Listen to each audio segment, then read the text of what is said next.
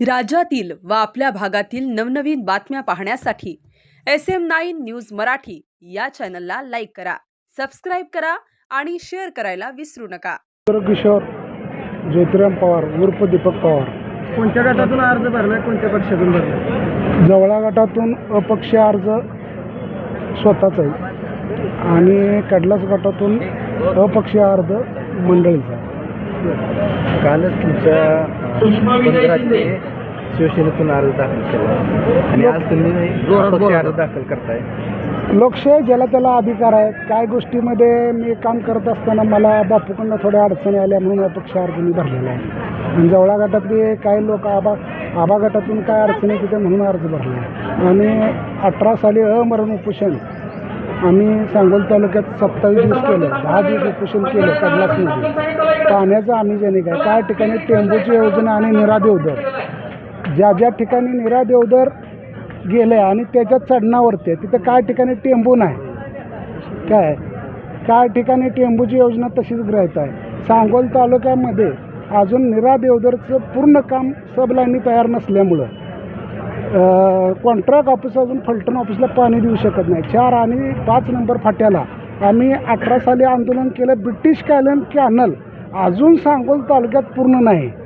हे सांगोल्यातलं दुर्दैवी आहे. सांगोल्यामध्ये दवाखान्याला लोक सांगली, मिरज, सोलापूर, पंढरपूरला जातात. योजना नाहीत, दवाखाने नाहीत, कॉलेज मोठी नाहीत. सांगोला इंग्रजाच्या काळामध्ये सांगोला सोन्याचं, पंढरपूर पाण्याचं आणि मंगळवेढा दाण्याचं हे होत्या. सांगोला तसं बारामती सुधारली, अकलूज सुधारलं, कराड सुधारलं, सांगली सुधारली, तर सांगोला सुधारलं नाही. ह्याच्या मागची कारणं घ्या. जनतेपाशी पैसा असेल तर मार्केटमध्ये पैसा. बबनदादा शिंदेनी 95ला युतीत जाऊन मंत्रिपद स्वीकारलं नाही आणि त्यांनी उजनी आणि शिना कालवा केला आणि 6 कारखानं उभं केलं. त्याला विकास म्हणतात. ज्याला विकास करायचा त्या माणसाला सांगोल तालुक्यामध्ये, सांगोल्या तालुक्यात विकासाची गंगाच नाही. सांगोल्या तालुका का माग आहे ह्याची कम्युनिस्ट विचारधारा, प्रवाहात सत्तेत तुम्ही नाही. ज्यावेळी कुठले आज मुलाला बिस्किट न्यायचं झालं तर स्वतःच्या मुलाबाळाला स्वतःलाच न्यावं लागतं.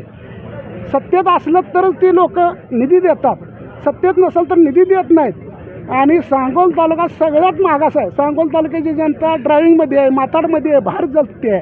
आणि सांगोल तालुक्यात शांतता म्हणतात. प्रत्येक घरटी माणूस बाहेर आहे. प्रामुख्यानं कोणता प्रश्न आहे आता तुम्हाला सोडवावं लागणार आहे? गटातनं दोन्ही अपक्ष उभा राहणार आहे. आणि पाण्याचा प्रश्न घ्या, अनेक योजनेसाठी आपण लढण करणार आहे, उपोषण करून किंवा आंदोलन करून. पाठिंबा कोणाकोणाचा आहे तुम्हाला? पाठिंबा कोणाचा आहे? काय जनता गोरगरीब यांचा पाठिंबा आहे आपल्याला. शेवट लढल्यावर ठाम आहे का? लढणार घे, ठाम आहे, अर्ज ठेवणार घे. ठीक आहे, धन्यवाद.